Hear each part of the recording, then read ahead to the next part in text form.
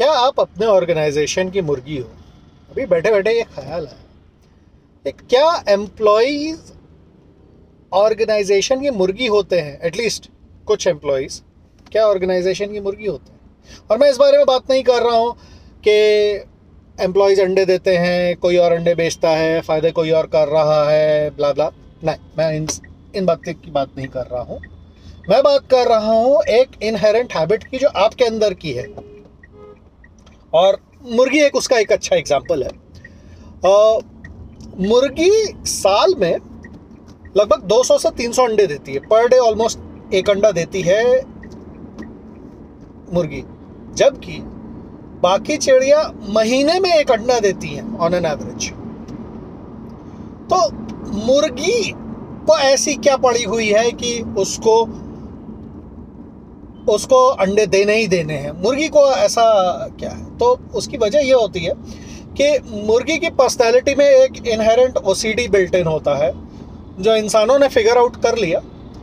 और ये built in OCD जो है वो मुर्गियों को मजबूर करता है कि भाई उनको अपने घोंसलों में कुछ अंडे देखने ही देखने हैं।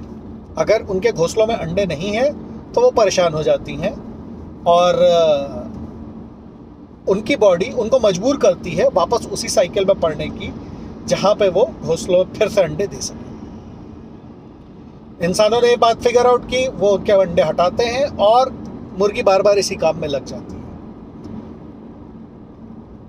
As an employ, is it possible कि आप भी अपने ऑर्गेनाइजेशन की मुर्गी हो, जहां पर आपने एफर्ट किया और आपने चीजें की, लेकिन ऑर्गेनाइजेशन ने उस एफर्ट का फ्रूट आप तक नहीं पहुंचने दिया ना? समहाउ ये आइडेंटिफाई करने के बजाय कि वो फ्रूट आपको मिले कैसे, आप वापस इसी चीज में लग गए कि शायद मेरी तपस्या में कुछ कमी होगी, मैंने ही कुछ कम किया होगा। सेल्फ ब्लेमिंग में कई लोग चले जाते हैं, जो कि गलत है।